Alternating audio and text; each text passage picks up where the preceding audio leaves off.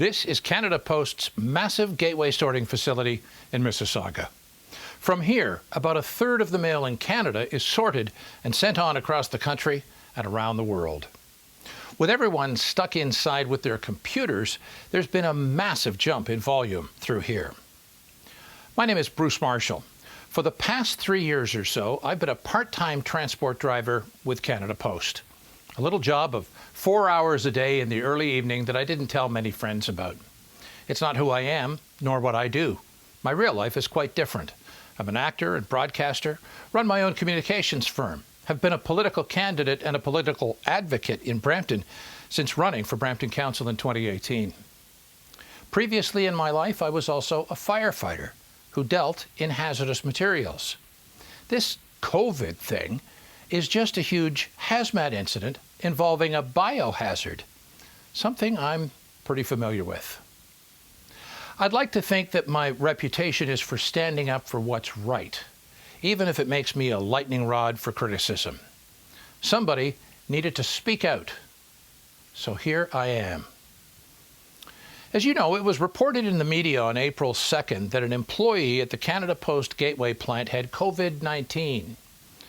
A few days prior, on Monday, March 30th, I spoke with my supervisor here with respect to my grave concerns about the unfounded pretend safety theater that was going on at the Gateway facility. Supervisors were handing out masks and gloves to anyone who wanted them. This personal protective equipment really requires training, especially in safe removal of contaminated equipment. Another concern I expressed was about the fact that there's been no attempt to isolate between departments. This is an important step that has been taken by many organizations. The City of Brampton is the gold standard for this. I wrote my supervisors 3 times about my concerns and copied those concerns to Canada Post President Doug Ettinger. Thus far, Mr. Ettinger is deaf, dumb, and blind. He sees no urgent need to respond. It's just safety, not a priority for him. Speaking of which, where is the senior management of Canada Post? Helping out on the front lines? It's all hands on deck time, isn't it? Or are they safely hiding at home? Canada Post's management has failed as leaders. We are at war, and these people don't give an F about the safety of the troops. As I say, in my view, as someone who dealt with hazardous materials as a firefighter, I'm certain that they're not doing safety procedures, they're doing pretend safety theater. On Wednesday night, April 1st, I was in the very section of the plant where the worker with COVID works. There, I observed staff on a lunch break in a lunch pod sitting shoulder to shoulder as if it was April 2019. The following evening, April 2nd, we were notified of the staff member with COVID. The other thing I noted April 2nd was that they now have a load of N95 face masks there. Want 2? Sure, you can have 2. At the Canada Post Gateway facility, there seems to be no end of the masks that are available, while our doctors and nurses scream for them. As we hear that health workers are 4 times more likely to get COVID. As we hear that nurses are rationed to 1 mask a shift. They have a cornucopia of masks at Canada Post. They're used as props in Canada Post's safety theater show. On Friday, April 3rd, I was given a choice to work in what I believe, based on my training and experience, is a life-threatening situation, or to leave. I left. I've made a choice between my little part-time job there and my safety and survival. On Monday, April 6th, I filed an official Federal Ministry of Labor refusal to work in dangerous conditions. And I left the hazardous materials hot zone that is the Gateway Postal Facility. When I was a firefighter going inside a burning building, I was certain that there were people who had my back.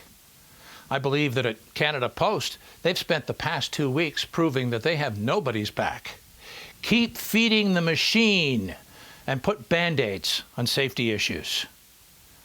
I submit now that going to work at Canada Post is like going to a huge, filthy all-night orgy where nobody's wearing a condom.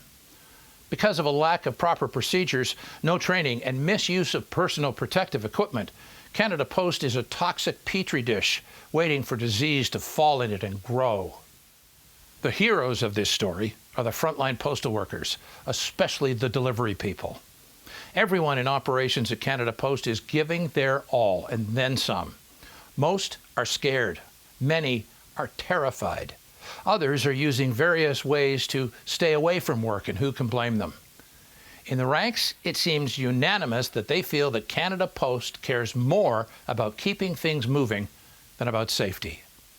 The lack of safe working environment at Canada Post means that they could be sacrificial workers. Nobody needs to die for the mail.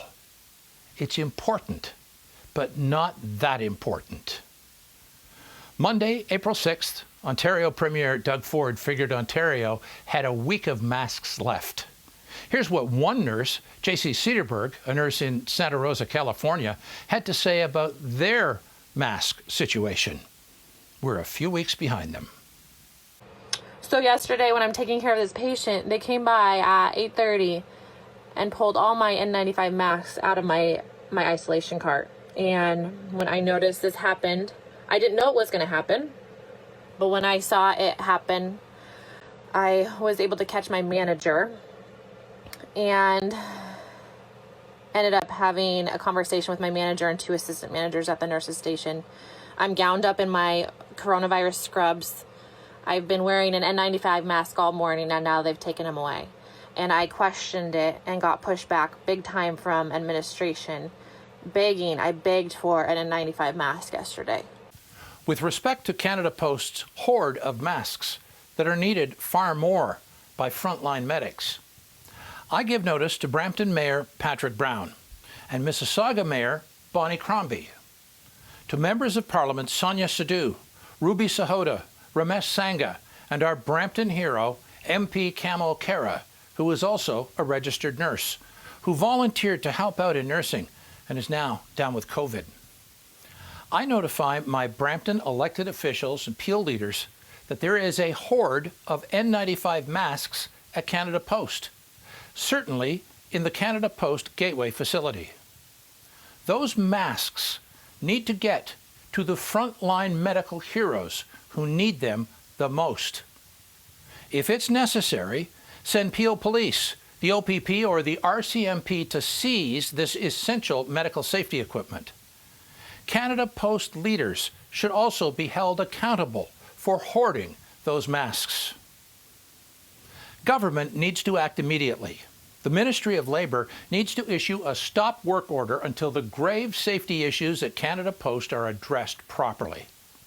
The government needs to do a full investigation and house cleaning of this ridiculous, leaderless, rudderless ship. At a time like this dithering and incompetence is inexcusable. I may be, or may have been, an employee at Canada Post, but as a Canadian, I'm also an owner. So let's be clear on that account. A failure to provide a safe workplace, or a failure that causes the virus to run through staff and close it down, jeopardizes business continuity and is a failure of leadership at Canada Post. The right thing to do for such failed leaders is resign and let someone who is up to the task take over. Failure of leadership at this time is unconscionable and inexcusable.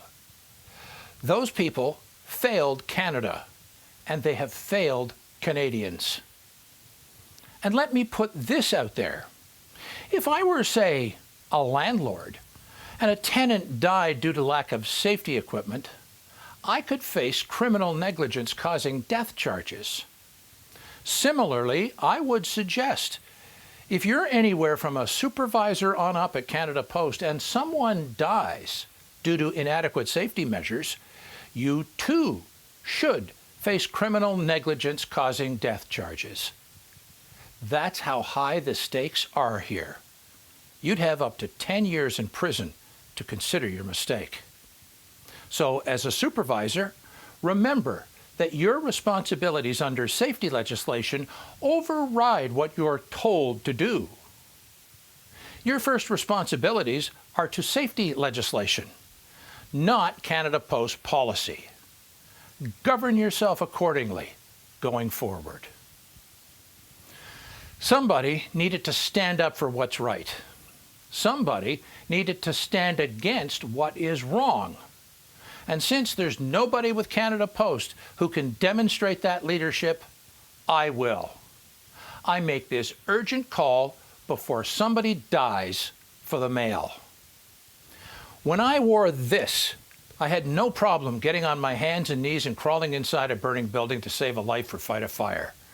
The stakes were high, but we had systems in place to ensure our safety, even though we were going inside a burning building.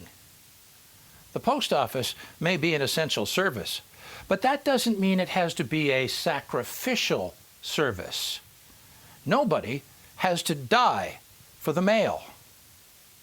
Canada Post has piss-poor safety systems in place, and it's my educated, grave concern that somebody is going to die for the mail before Canada Post makes the workplace safe. I won't go in to that hazardous materials hot zone that is Canada Post. And if you work at Canada Post, you shouldn't either. The mail is not worth your life. Think about your family. Think about the pathetic safety record of Canada Post. And do the right thing for yourself, your family, and your coworkers. Personally, I think you need to flee that dangerous environment. You need to save your own life because Canada Post does not take your safety seriously. Keep this conversation going. Put your own safety first. Nobody else will. Merci. Thank you.